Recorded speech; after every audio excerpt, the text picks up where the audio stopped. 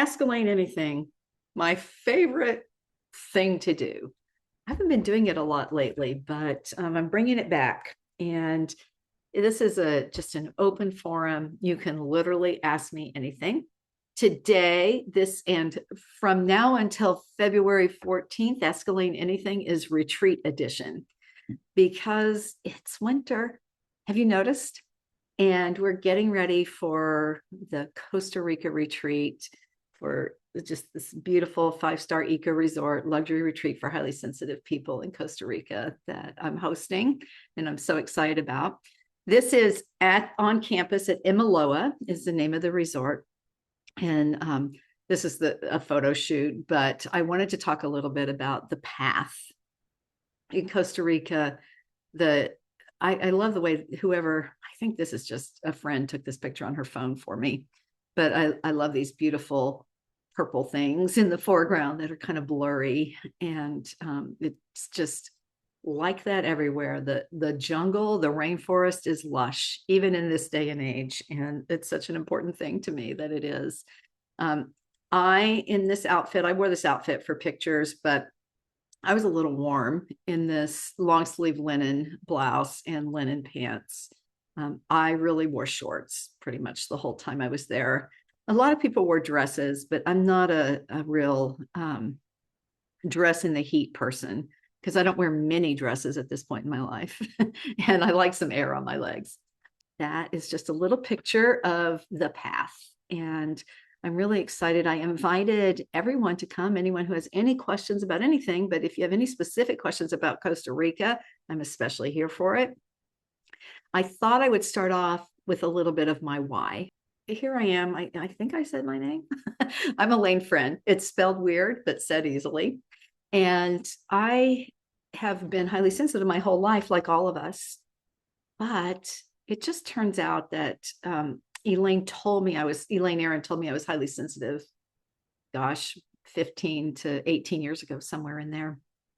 And it changed my perspective on things. And I bet every single person here has had an awakening when you figured out that you personally were highly sensitive. And I'd love to hear when that was. What was that like? For me, you've probably seen my talk at Google when Elaine met me in the parking lot of the barn after I was helping her with her horse that she rode. She came up to me at my truck and said, Elaine, you're highly sensitive. And I just thought, another rude person like everybody in my family. You're highly sensitive. You're too sensitive. And one of my jokes that most of you have heard before is that my dad said to me, I don't know, 8 years ago or something. I'm 61, so you can do the math. In my 50s, you're so sensitive. At that point, I had to laugh. You're just noticing, because funny enough, he's highly sensitive too. And so this is another question I have for you. Have you ever been in a situation where you found that a highly sensitive person in your life is annoying, is challenging for you to be around? Oh, somebody's cracking up. Mm-hmm. Yeah. So that's because we're highly sensitive in a million different ways. Right. And your sensitivity and my sensitivity, we're not battling sensitivities, but what bugs you might be what I need to feel calm.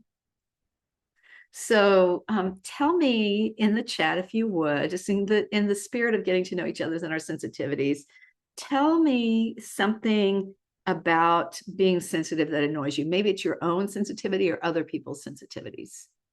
I'll tell you mine. My thing is that we're so critical.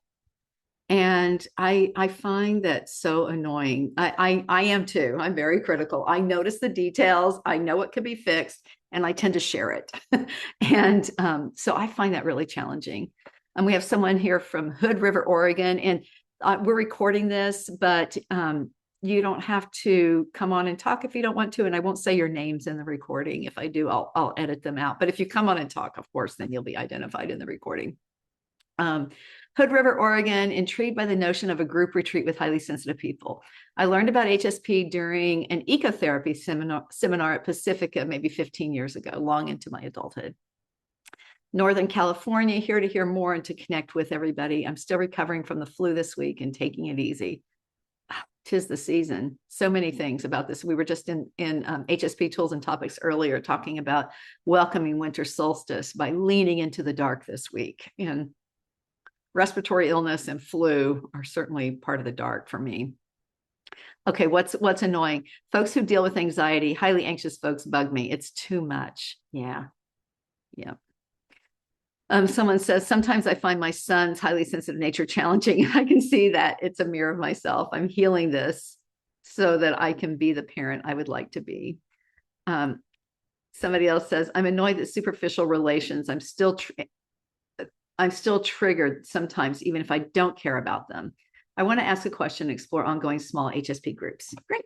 Thank you so much.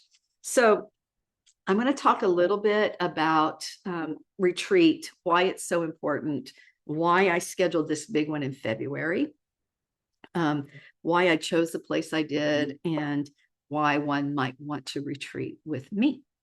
One thing that's important to know about me is that I'm a high sensation seeker. It's another trait that coexists with being highly sensitive. It means literally what it is. I seek more sensation. I take risks. I go on adventures. And a big risk for me was signing the contract to do this international retreat and in Costa Rica, for example. Otherwise, it wouldn't happen. And I realized I really want this kind of experience. I love being with highly sensitive people. It's one of the highly sensitive person's 5 to thrive. And I want to go places where, did you see in my email where I said that one of the reasons we're doing Imiloa and that I'm organizing this retreat is because I'm a princess and it's not an insult, which means I feel the P. Remember the princess and the P? And the P can be anything. It's totally a metaphor. But I feel like that story, there are many messages to that story, but the number one is that highly sensitive people notice what's true. And so for me, I notice what's not clean. I notice what's not done. Do you remember what my annoying thing was? Critical. But also I notice the pleasure, the incredible service. I know when people work somewhere and they're part of the team that takes care of you, I know if they hate their jobs or if they resent what they're doing. I know if they're coming from a true heart place, if they really are approaching their interactions with people and their interactions with their work with love and mindfulness. I feel it. Do you? Have you ever been in a massage with somebody who's checked out? I find that incredibly annoying. That's not about sensitivity because that's about lack of sensitivity. But if you're touching my body and you're kind of an empty shell, an empty vessel, I can feel it. I kind of resent paying for it because you're not all there. And, in terms of how I work as a psychotherapist and a coach, I'll show all the way up. That's why I turned off my video to get my dog settled in so I wouldn't be distracted by him while I'm talking to you, because I'm right here. I'm sure you can feel it. I'm all here with you. And I have this new slogan that I've been saying a lot. I learned from Mary Morrissey of the Dream Builder Institute, which is feel invited, not obligated. And so, I like that because it turns out that in order to stay in business, I have to do a little marketing and selling. Ugh, doesn't feel good sometimes. And because, what I do is I just share who I honestly am and what I honestly want. So what I really want is to travel to bucket list locations and to be taken care of in a beautiful way, to be treated like the princess that has the sensitivity to notice the things that aren't good. And when I say there's a P, I don't want people, these people to go, oh God, a complainer, oh, somebody who's hypersensitive. They're going to be a pain in the ass the whole week, whatever, that kind of thing. And it's funny because I just had a conversation with the CEO of Imiloa, which is our host for this retreat. And I told him that I might like to do another one of these if it turns out to be successful and I don't lose too much money on it. But I can't imagine where I could do it that's not Imiloa. I think my people would probably want to go somewhere new, but I don't really want to do this kind of retreat anywhere else because the team there is just so phenomenal. At Imiloa, they pay their whole staff American wages. So everyone who works there, and forgive me if you've heard this from me before, everyone who works there is making at least five times what their family members are making at their jobs. So that does make them a lot happier, but also it means that only the best people are there. And because they're the best people, the same person who drives the luxury SUV from the airport to bring you, 20 minutes up the mountain to the resort might also be the person who's in charge of washing the cars, but also the shaman who leads the blue clay cleansing ceremony. Let's see, I'm going to just read a couple more things. Someone says, I don't like my strong emotional reactions. It makes people around me, it makes them tend to not listen to me. I lose credibility when I say things with too much emotion. And someone else says, yes, I can relate to all you just said about criticism and noticing how others might be feeling about their work, et cetera, especially at my son's school, for example. 100%. So anyway, I only want to go places. I'm really clear. I took my dad on a Royal Caribbean, massive ship, 6,000 people on the ship, cruise to Alaska. I took him because he's 85 and he can't really do that by himself. And I'll tell you, I felt like maybe the person who cleaned the room and our waiter in the restaurant made a true connection with us. But everyone else on that ship, I perceived to be miserable. I could tell. It's not because I'm psychic. I don't know. I may or may not be. I don't talk about that because there's not science for it. But I know for a fact when I can tell that about a person, it's not because I'm psychic. It's because I'm noticing, I'm having strong feelings in reaction to the things I'm noticing. I can believe myself. I can believe my body. And it tells me the truth. Now, when is it not the truth? When I'm overwhelmed, I'm stressed, I'm grieving, I'm having an anxiety attack, I'm depressed. Then my body and my mind give me warped versions of the truth. And that's when I have to question myself. Okay, I digress. Let me just show you this thing I want to show you. Okay, first I want to talk about February. Why February? This is a little bit of bad news. Some of you were here for office hours earlier, so it's a repeat. But the bad news is that February is the month with the most depression and suicidal ideation. You might not be surprised. It's something, I was a resident advisor in college. So my junior year of college, I was a counselor, like a dorm counselor or whatever. They have all different names. Different colleges have all different names for them. And they even taught us that then, that you had to watch out for suicidal ideation in February. So here we are, we're going into winter solstice. So we're in the darkest time of the year. The light is coming back starting Sunday, the 21st of December, but it's still going to be really dark and cold all the way through February. And then there's going to be the whole letdown post-holidays. People, it's only about 5% of Americans who suffer from seasonal affective disorder, which is an increase in depression or depressed mood as a result of winter. It doesn't seem like a very high percentage, but without actually having seasonal affective disorder, I believe that highly sensitive people, I know the research shows that highly sensitive people are more impacted by their environment, and that includes winter and shortened days. So we may be more inclined to feel down. We may be more inclined to feel reactive to all the holiday pressures. All of those things are going to impact us. So when I chose when to go to Costa Rica, I chose February because that is the month that we are at our wits' end. Not only that, it's effing Valentine's Day. I don't care if you have a partner or not. Valentine's Day is pressure. I hope that you have found a way to make it work for you. But I find in conversations over and over again that there's perfectionism pressure around every holiday. You've got to have fun on New Year's Eve. You have to have resolutions for New Year's Day. You have to have something special on Valentine's Day. Well, we are meeting Valentine's Day night, and we're having a self-love Valentine's Day gathering right before, and then the next morning we're going to Costa Rica. So I'm preempting February depression by spending time in the summer and with HSPs. If you're a member of Are You Highly Sensitive, you already have this in your library.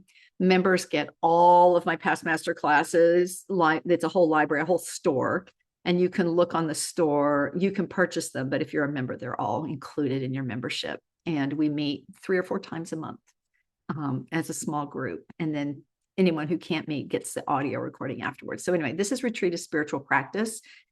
And I talked a little bit about this very topic.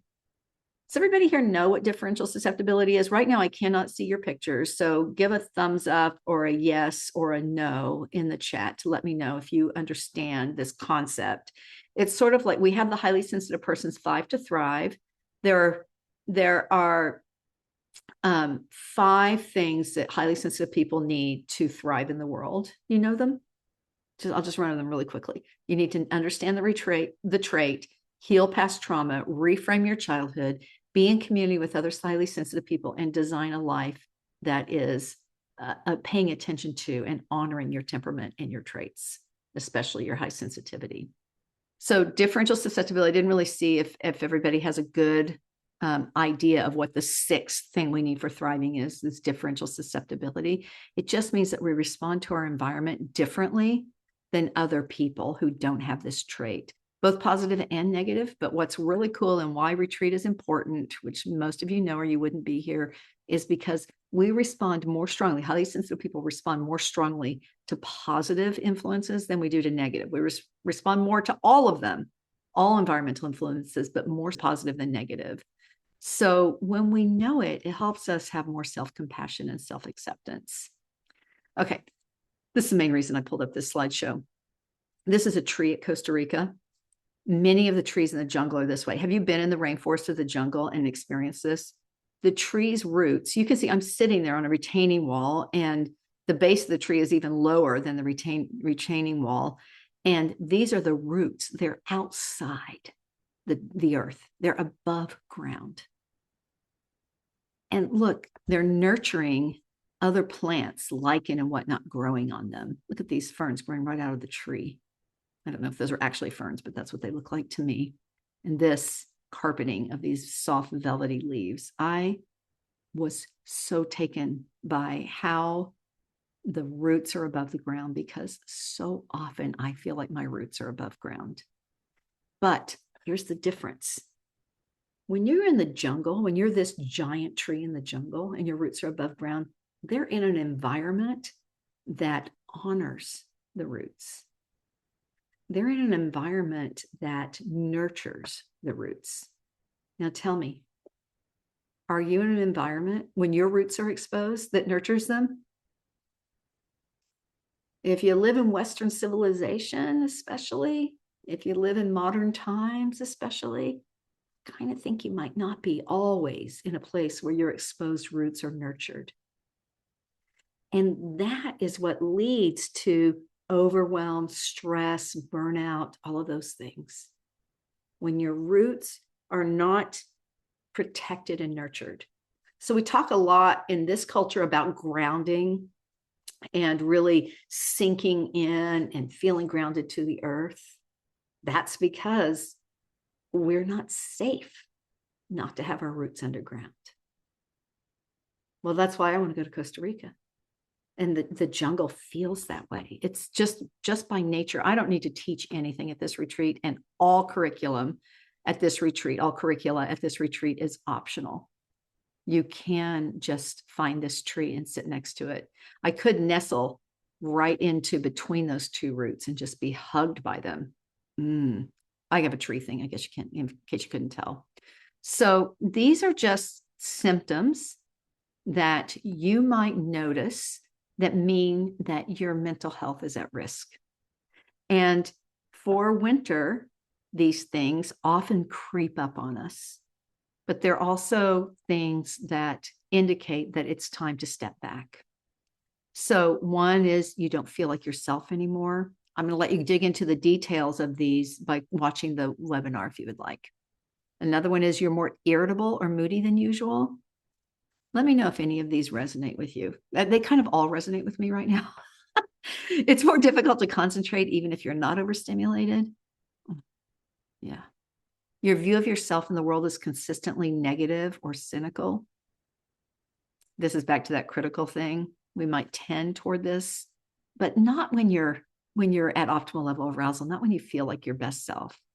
You often feel exhausted or have low energy. This also is related to just plain old not resting enough. And this is something that we need more of. The planet calls us to rest more in winter because we have a much longer night. And in earlier evolution, we would have been resting a lot more. You're finding yourself starting to withdraw from friends and family.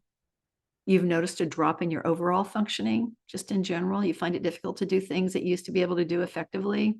It's harder to meet deadlines, or you feel unmotivated. It's difficult to achieve your personal goals. You find it just a struggle to turn on that yoga video or pick up those weights or whatever it is. You engage in more self-sabotaging behaviors. This is a big one for me. Making excuses for your unhealthy habits. That's probably one of my number ones right now, which is, and my unhealthy habit is sugar. You've noticed a change in appetite and or sleep. And this is something that for highly sensitive people, it can become chronic, but it also sometimes is cyclical. We get overwhelmed, we get overtired, we get overstressed, and then appetite and or sleep shifts to a not comfortable place. So does burnout impact your mental health? Absolutely. What is the solution?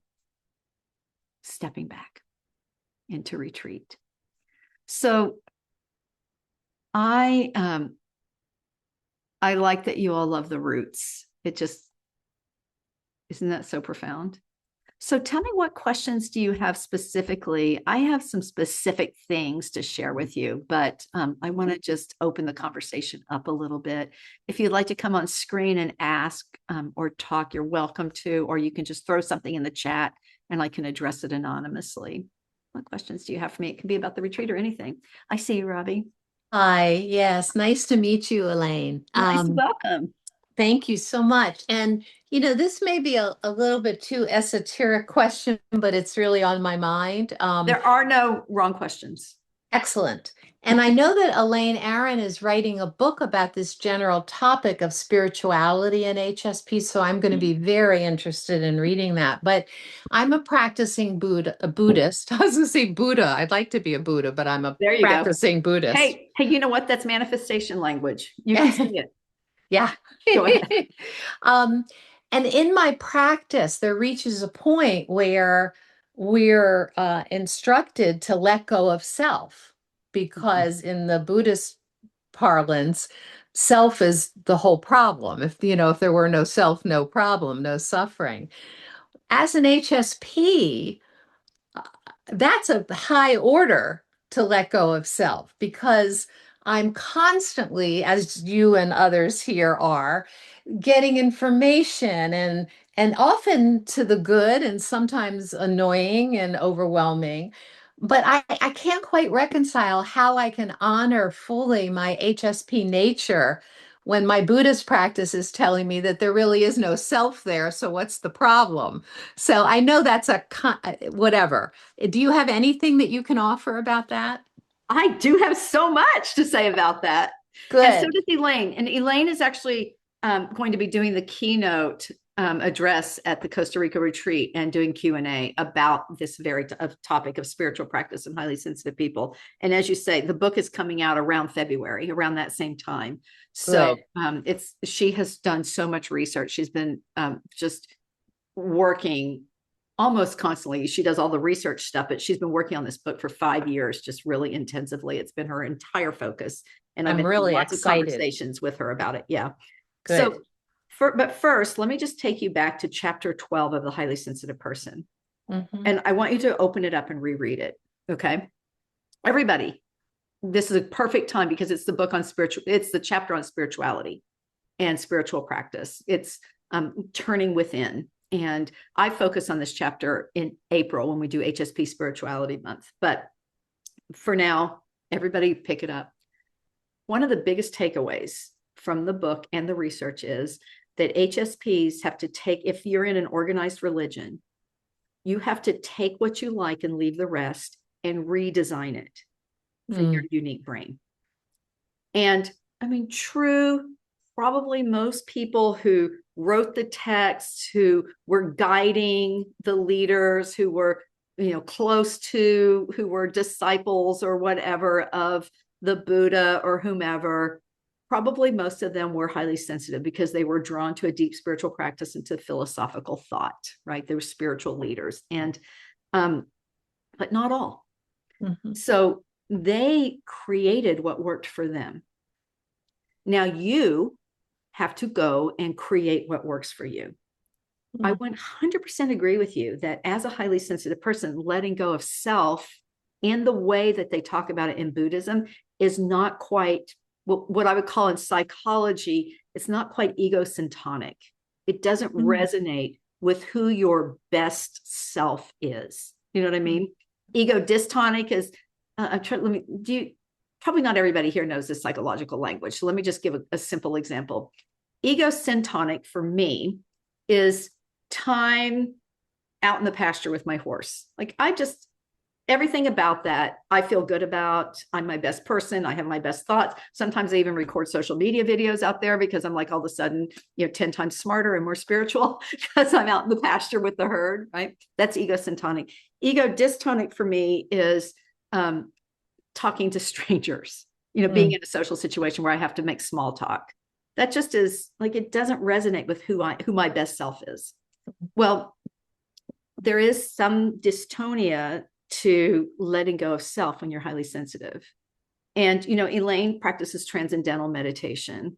And one of the teachings of TM, and I'm not proselytizing TM necessarily, if what you're doing is working, highly sensitive people everywhere, I'm just speaking to the globe. If what you're doing is working, you're able to continue to grow spiritually. You're able to feel your best self. You're able to manage stress well. So if your meditation and religious practices, spiritual practices are working for you, you don't need to change anything. But if there's a longing and discontent in you, then it's time to do some tweaking. So in TM, one of the things that they teach is that when self comes into your meditation practice, for example, that you welcome it because it's your brain working on what it needs to work on, and it's releasing stress. And it's almost opposite of Buddhist meditation. I know there's a lot of different kinds of Buddhism. My son's a religious Buddhist. I was when I was a young person. And, but I'm such an HSP that I've been in many structured religions for a year or two apiece and moved on. And now I have like the religion of no religion, the religion of Alane. And so in that teaching from TM, you embrace yourself all the more. And the more you embrace self and allow it to come in, the more it's released. So it almost is the same result, which is interesting to me, Robbie. The same end goal, right, is to deepen into pure consciousness, right? And Alane, can you say more though about what you mean by the more you embrace yourself and the more you accept yourself in the meditation framework? The more you allow, I wouldn't say accept, the more you allow your thoughts, your personal, who you are, your personality, yourself to arise in the meditation, instead of saying, go away, I'm emptying my mind. I'm, whatever Right. Everybody has a different take on how they're meditating. The more you say that, the more you end up locked in. And I'll give you a perfect example. Some people have a really negative temperament. I don't know what yours is. Mine is. I'm a glass half empty person, and we're born with our 9 temperaments. So some people just have a more negative mood. They just do. And if you're raising a child with a negative mood, and I learned this from a teacher actually, and you say, everything's so great. Why play school? And I always give this example about my son. It's like you're on the mountain biking team, you play your violin in the rock band. Like, what's not to like? Everybody at the school knows you and loves you because he went to a small school. The more you say that to somebody with a negative mood, the more negative they become, because they have to prove to themselves and to you that they truly do have some bleak views on things. And so the paradoxical intervention to help with that is to say, yeah, it really sucks. So it's like a paradoxical intervention in the meditation. I welcome my thoughts. I welcome my brain bringing myself into it. And even the Dalai Lama has a beautiful teaching in the Book of Joy and you can find this teaching anywhere, but it's called analytical meditation. Where something comes up, you might choose to go into it, but if something comes up, that you grab onto that thing and you just think the heck out of it more deeply and more. This is really good for HSPs, going deeper and deeper and deeper in your thoughts and your ideas about it. And I mean, the Dalai Lama, he's thinking about like the end of life and enlightenment and stuff like that. But I might be thinking about my to-do list, and that's okay too. You know, Alane and her husband Art, they've been meditators and meditation teachers for 50 years, and they're truly experts at it. And often I go to them for consultation. And Alane said that in her teaching, just for highly sensitive people in meditation, that, for example, it's perfectly fine to keep a piece of scrap paper or your journal and a pen next to you when you're meditating. And if you're finding a lot of thoughts coming up, to go ahead and write them down, because I have this funny video on social media. I think it's funny. The more I meditate, the more I think. Yeah. Right? I have found that. Yeah. I mean, and those are the good thoughts, because we don't actually have enough rest and quiet for our brain during the day to allow those things. So finally you quiet down into meditation and they come up, and I don't want to let go of them because I want to process them deeply, but I don't need to hang on to them in the moment. So it's really just about allowing what is. And when you allow what is, then that is able to get enough attention that it is released. So one more just very simple teaching from the TM. If you go to the free, they would teach you this if you just went to a free information session from the Transcendental Meditation people, that they draw the ocean, and the waves along here. And as you meditate, you sink down toward the bottom. I like to imagine it's Hawaii and it's like a mile deep and you can still see the sand on the bottom, like that kind of ocean. But that's not always the ocean, right? But still, that's my vision, my meditation ocean, right? And so you're sinking down in your meditation, and then a thought comes up, yourself comes in, and you just sort of exhale it out and you give it a little bit of attention, and it's like an air bubble raising to the top. And when it reaches the top, it goes out into the vapor and it's released. And that might be months or minutes. And it doesn't matter. In TM, and I know Elaine's going to recommend this in the book, to have some kind of a mantra, some kind of a focus of your meditation. And they say that you might say your mantra or pay attention to your breath or whatever it is. And this might sound like mindfulness, but it's not. You might do it in a 20-minute meditation session. You might do your mantra or your breathing or whatever 100 times. Or you might do it 2 times. And by the second time, you may find yourself either lost in thought or releasing the thought and going back to your mantra or your focus, whatever it might be. So what we have found is that for highly sensitive people, to bring it back to the HSPs, that it is much more difficult and ego dystonic to try to remove self and thinking from the meditation. Because it is our job, especially now we're saying 30% of people have environmental sensitivity. And in that 30%, it's a gradation, it's a scale. So I'm going to say still back to the top 10 to 20% of people who are more highly sensitive. In the new test, you can average 5 or more, you have the trait of high sensitivity to the environment. But when you get into the 6s and 7s, and you get a higher average, maybe you're more highly sensitive. When that is the case, you are the spiritual leaders, the emotional leaders. And so when that is true of you, your thinking is really important, because you're designed to lead others through your own spiritual work. Well, there I am proselytizing. What do you think? No, Alane, that was really, really helpful. And I really get that. I mean, for me, there is this ultimate place which I have touched very rarely, where I touch my true self, which is open and spacious. But it's rare to have that experience. And in the meantime, in the meditating, I think I have to trust that it will come, and that to continue to practice this acceptance of thoughts and feelings, not to cling to them, because that's something else, but Right. to allow for them, right? And Yes. that's consistent with this ultimate space, which is spacious and open. So that was very, very helpful. Oh, thank you so much. Your question was really helpful, as people are saying in the chat too. So I really appreciate it. And I'm going to Thank let you go. you. I'm going to let you go off camera and I say something else real quick.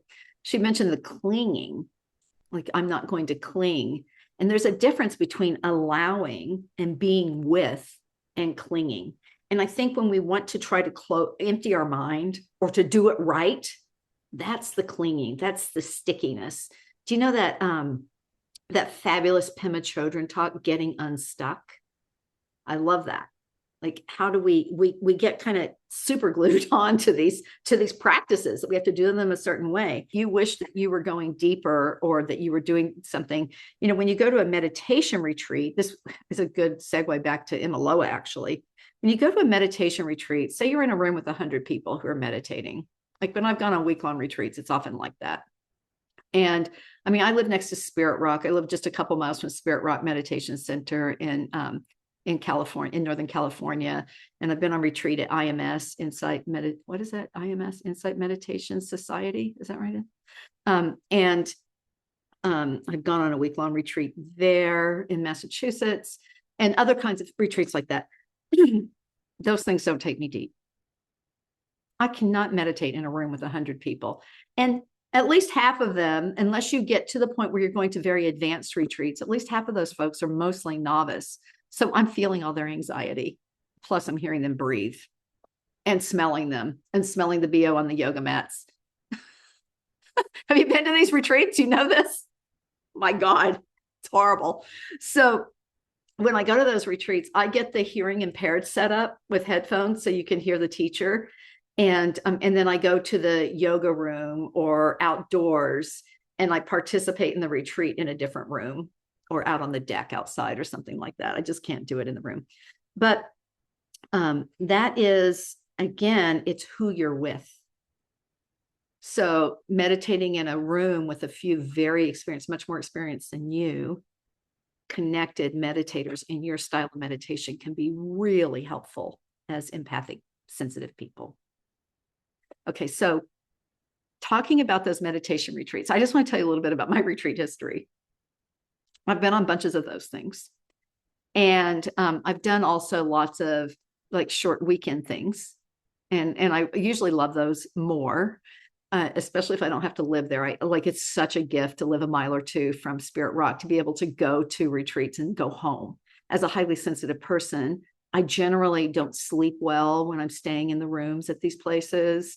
And I'm uncomfortable with all the people in this building sharing walls with me, all of that stuff. I've let go. I live in a house in the woods in the country. So I used to have better shields and boundaries for, I lived in San Francisco, where every house shares a wall, and I did it as long as I could. And then I couldn't anymore. And I moved north to get out into the country. So it's really a gift to be able to be here. But there's something about being in community with people who are doing similar work, who are doing the work that you're doing, that is very valuable. But when I started traveling with Elaine Aaron, and at first I assisted her, and then I co-taught, and then I took the lead, and we were doing all these retreats for highly sensitive people.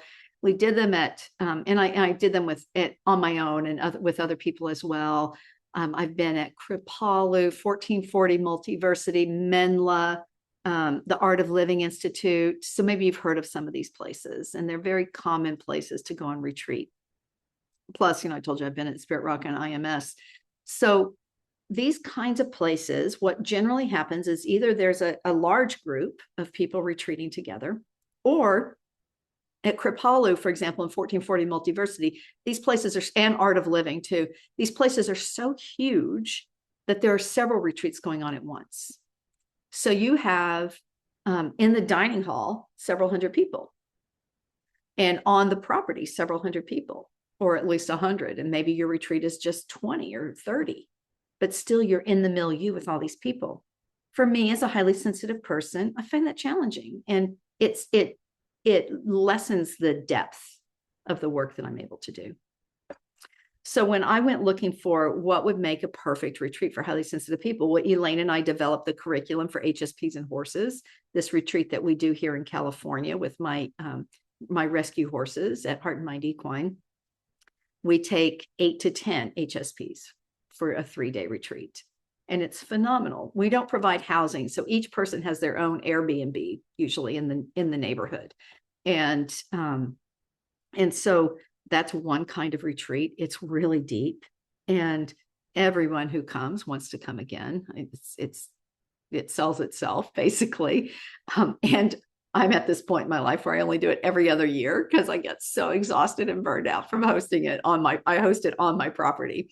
And I have a friend who's trying to convince me to host it on other people's properties, which would probably be less challenging for me, but then I wouldn't have control of the environment. And to me, that's what's important, that a highly sensitive person is in control of the environment of the retreat. And I did not grow up Jewish, but I've been in a Jewish household much of my adult life. And I went to a college that was 40% Jewish, which was the majority of people at the university. And so I know a lot about Jewish culture. And I like to think of myself when I'm hosting a retreat as the Jewish mother.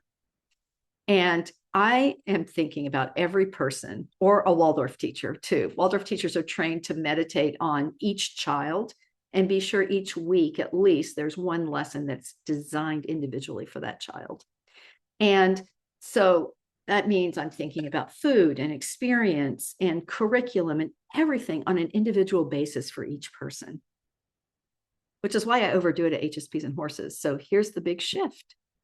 At Imiloa, they hold all of that for me, like a really caring Jewish mother, not meddling, but just all the, like, plenty of food, plenty of care.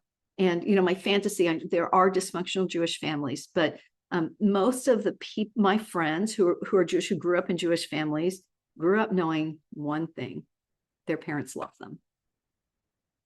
And the culture is such that for various reasons, including cultural trauma, that's a very important focus. That's my focus for retreat. And that's why I chose Imiloa, because I want us all to be able to. So I signed a contract. I rented the entire place so that we would have 20 people. We may have less. And if we do, we do. But there are 35 beds on the property, but there are 20 rooms. And some people want roommates, and that's how we might be able to have room for a few more people. But I wanted it to be just us. Just us. When we go to lunch, it's just our small, intimate group. And you probably saw on the website, if you've looked at it's areyouhighlysensitive.com, the website for the retreat, you probably saw that I have a about Alane page, about me page. And in it, I just wrote about some of my experiences at Imiloa. And, they don't hover, the staff, but there seems to always be somebody around. And I mentioned there was watermelon juice. They make a fresh plant-based juice of some sort that has some kind of healing property for every meal. There's a new one. And it was a watermelon base at this one meal. And I said, everybody's like, what's the juice? What's the juice when you sit down? Because it's already on the table. And somebody said it's watermelon. I'm like, oh, I'm allergic to watermelon.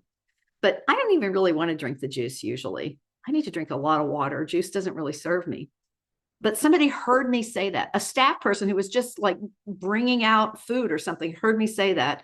They went in the kitchen and made a separate juice for me and brought it out. Like, that level of detail and attention to detail matters to me because I feel so cared for. So here's another thing about retreat that's important to me. In my real life, my regular life, I'm very high functioning and high achieving. I do a lot. I have 5 businesses. It's too much. I'm not bragging. I'm doing a personal inventory and telling you my faults. And so I go, go, go, go, go. And I give it, like I said, all of me, whatever is in front of me in the moment. Some things slide through the cracks. But one of the things that slides through the cracks is I go, go, go, go, go until I hit the wall. And then I hit a little burnout, like the slides I was showing.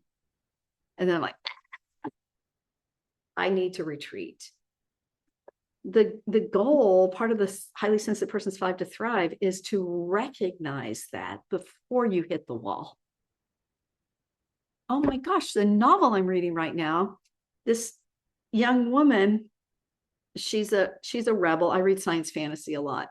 And she scales a 50-foot wall that they've put up between the rich people's neighborhood and the poor people's neighborhood. And there's a lot of drama. I often talk about the 50-foot wall. I'm just now putting it together. Like, I think I just read that section either yesterday or the day before. Here I have this young woman, maybe emblematic of me, that instead of hitting the wall, she climbs over it to get back home. And her home is the poor district where they live in the desert and they don't have enough water. So she climbs the wall, goes to the rich people, steals water or things that she can trade for water to provide her whole family and neighborhood water. So when I hit that wall, do I scale it? Or maybe I just find a way not to hit it. But I think most of us who are out there going, living our lives, being emotional and spiritual leaders, as I was talking about with Robbie, that we might get caught up in the giving or mothering, parenting, having a job and being, doing all the extra things you have to do to be successful at your work. We do more. I have all these interventions about only save 10% for you, only do 80%, only do 50%. And for a lot of us in a lot of work situations, 50% is what the average not highly sensitive person is giving. That's their 100. I'm not saying they're giving 50%. I'm saying that we over deliver and over give. So we have to have a plan and a schedule. And the reason I went ahead and showed you those slides is because those are signs that you've gone too far. Now, for me, making a commitment to my own retreats, and let me just be really clear, that cruise to Alaska, that was work. That was not retreat. I was flattened for 2 weeks after that. And there were many lovely things about it. It was so special to get to spend that time with my 85-year-old father. And, we'll probably never have that kind of quality time together again. And I was in service the whole time. I was in a floating city worrying about polluting the ocean and the wildlife. And like, oh yes, there are dolphins, there are whales. I wonder how they feel about this giant polluting city coming through their home. That's how I thought about it. I need retreat where that's not happening. When I go to visit family, that is not retreat. When I go on a family vacation to some place, some all-inclusive resort, which I've done a few times in my life, that's not retreat. The definition of retreat is that there is time to be introspective and to heal your wounds and to access resources and to create a plan for carrying them forward. And that is part of my retreat that I'm hosting and in any retreat that I host. But I feel like Martha Beck has this interesting quote, which is that culture is 3 days deep. Culture is 3 days deep. And what that means to me, this is something that Alane and I are forever teaching and preaching, that it takes a minimum of 3 days to recover, to step back from whatever the pressures of life are. So I always encourage people who are going on retreat. I know this is not always easy, and you may not feel like you have the resources, but trust me, you can hack this if you can't do it 100%. But I always counsel that we need 3 days prior to the beginning of retreat to recover from life. When we do this practice of really being on retreat, and do you know, for the last few years, those of you who were in office hours earlier heard me say this and remind you that for the last few years, I've declared December 13th, which is the day that we're recording this, as the International HSP Day of Silence. I let it go because it's a lot of extra work to put it out there, and there wasn't a lot of activity around it on all the channels where I was posting it. But that's a retreat. When do you, I would send out a little thing where you could print out something and tape it or pin it onto your shirt for the day I'm in silence. And when do we do that? Now, maybe you live alone and you feel isolated and lonely. I know that a lot of sensitive people, especially as we age, might end up in that situation because we have just come to the point where I know for me, I'm not interested in a roommate. Thank you very much. And at the moment I'm living alone, and that can be really lonely. That's not the same as intentional silence or intentional retreat. I know you all know that. Well, I want to personally invite you to HSP Tools and Topics next on Thursday, because we're having a solstice party. It's online on Zoom. I would have one here in person if enough people wanted to come. But a solstice party for me, winter solstice is my favorite holiday, because as much as I embrace the dark and I welcome the dark and the time to focus more inward, it's a challenge in this culture. Have you noticed? Capitalism, media, there's just so much externalizing pressure. But really the pressure from evolutionary time, from our earlier evolution, and the pressure in our bodies and our beings, and the pressure from the planet is to turn inward. I love welcoming back the light, though. And on Sunday, my favorite holiday ever is the longest night and the shortest day, because tomorrow, the next day, will be lighter. And I need to welcome the light, but I can't welcome the light. It's sort of like I was talking about the paradoxical intervention earlier. Allow your mind and yourself to do what it needs to do in meditation. Allow your kid to be negative and join with them. It's the same thing. We need to allow ourselves to be in the dark, but we need to have the light at the end of the tunnel. So hence February. This is my why that I'm doing that. They really encourage retreat hosts to do it during the wet season. They call it the green season in Costa Rica, which is their winter. And that's our summer. And it rains every day. It rains a little bit in the summer, but rarely, but it rains every day in the green season. I said, no, I just thought about myself. I'm my target market for this retreat. I hope to have people 40 years younger and 20 years older, but I'm doing this for myself, and I'm hoping that you all will join me and be a part of it. But I wanted summer because it's February, baby. So I want to go be warm and stay in a beautiful 200-year-old home from Bali overlooking the ocean. My other favorite place is a geodesic dome. It's made with sacred geometry. Have you ever been in a pyramid? Even if you go to that casino in Las Vegas, that's a pyramid, you even experience the sacred geometry in that pyramid.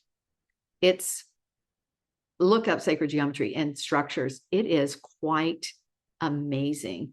And, I'm a cradle Catholic, and, maybe I would say recovering as well, but I attended a class that was hosted at the Chartres Cathedral, south of Paris in France.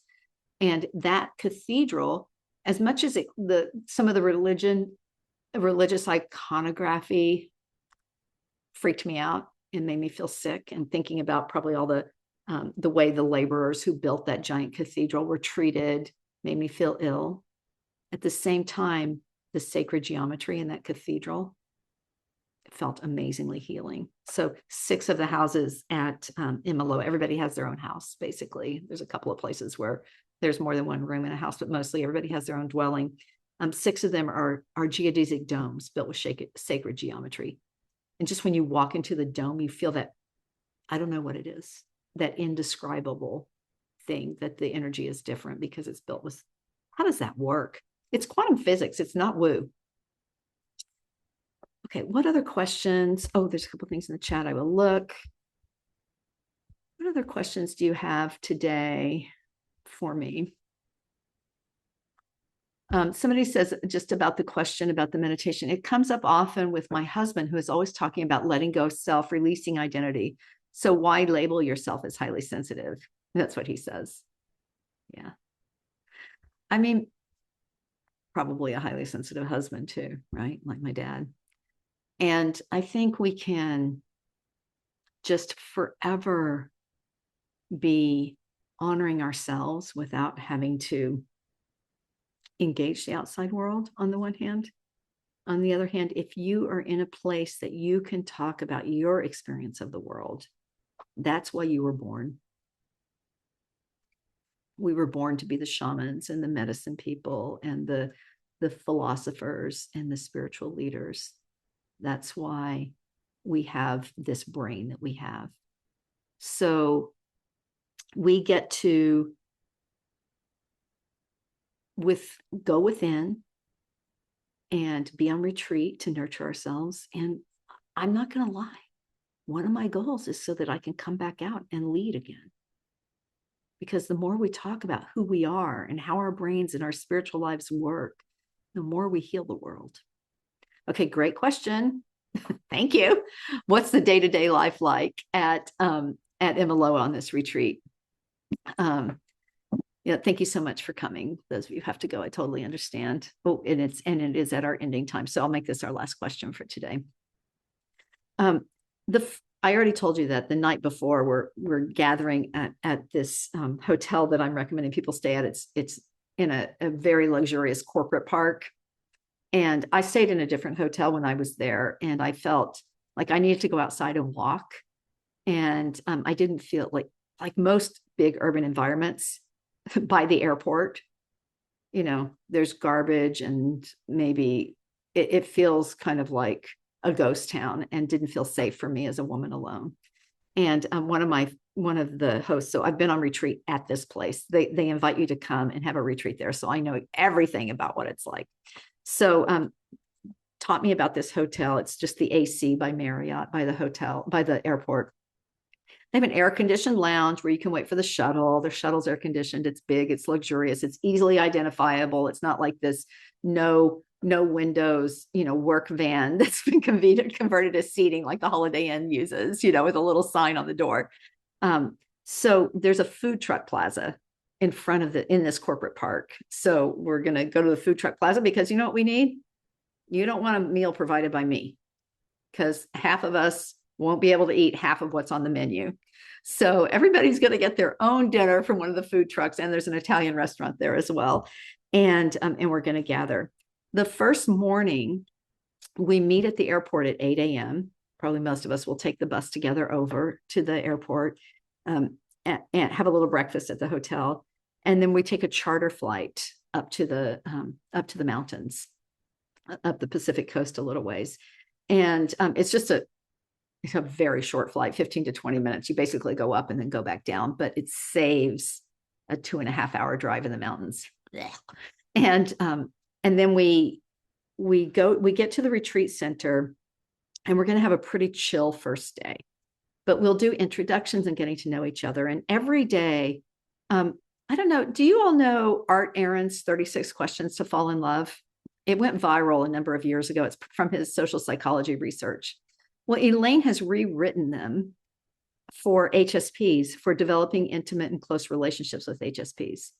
So every day we're going to work in pairs or trios to asking and sharing with these questions.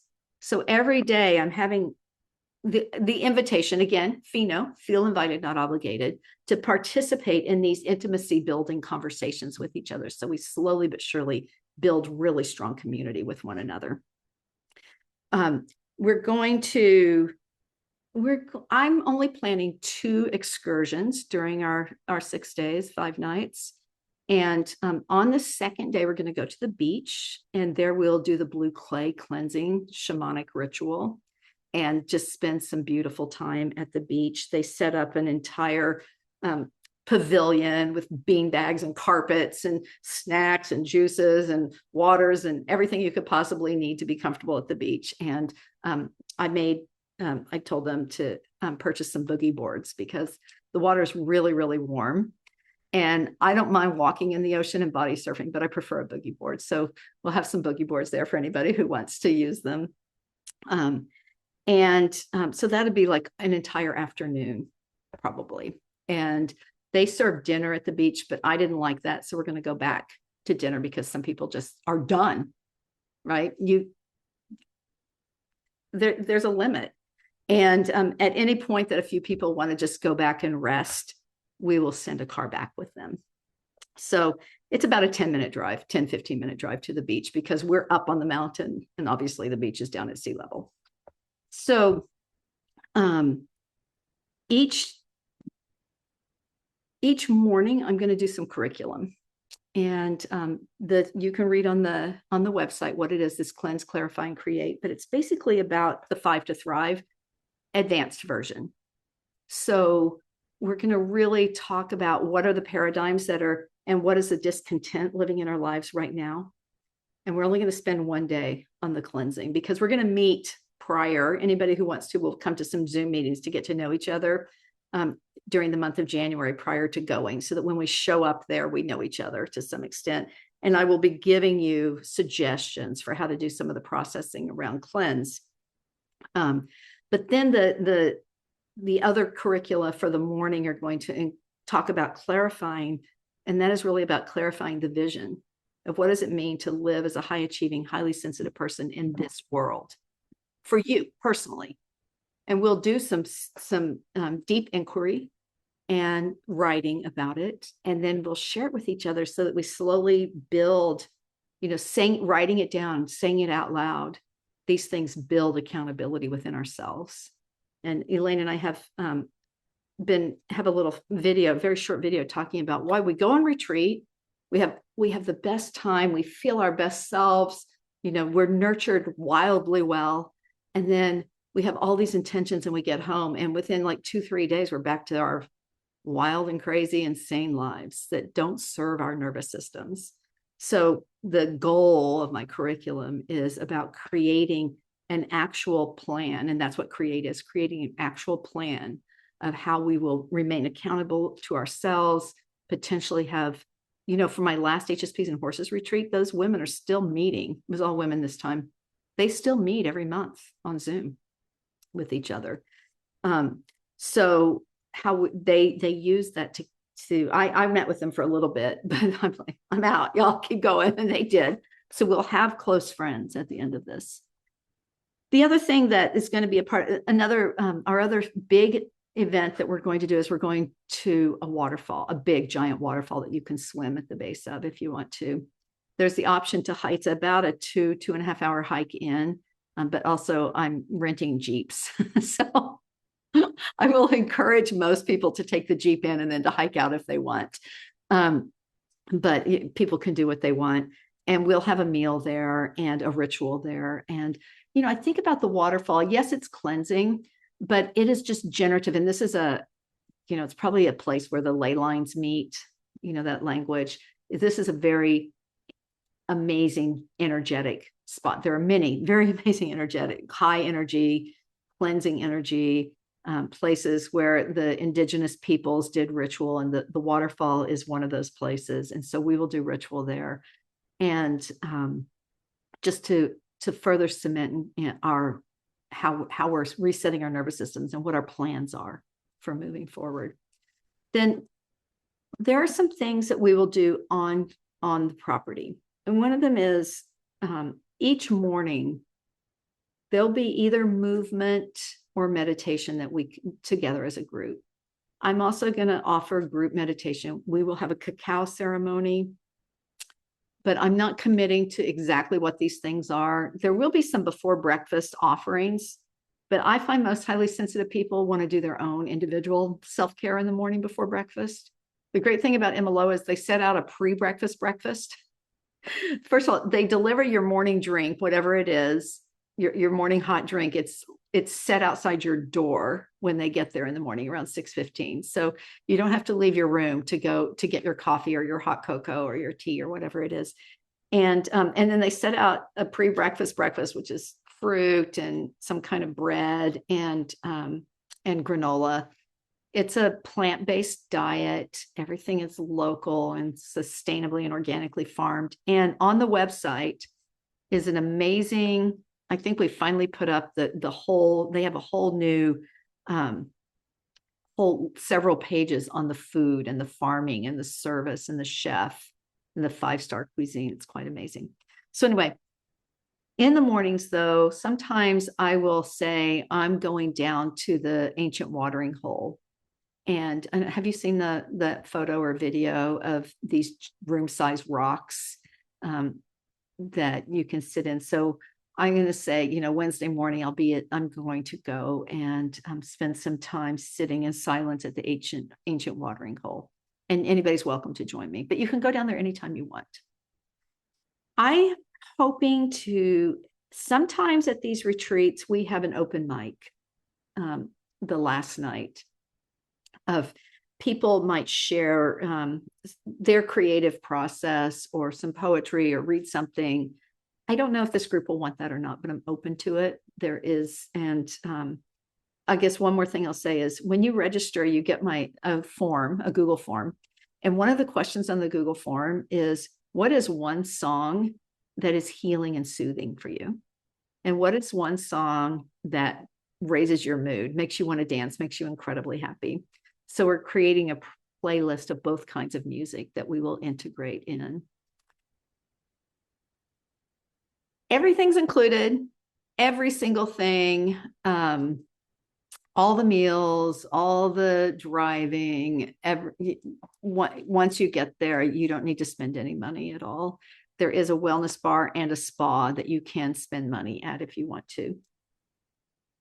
So I think I need to stop because I have to go to town and have another meeting. But I thank you so much for being here. Also, schedule, if you're interested in the retreat, like Kim, if you're interested, on the retreat page, there's a million places where you can schedule a discovery call with me. We can go through the website, look at all the different accommodations, answer any of your questions. I'm happy to anytime. Bye, you all. Thank you.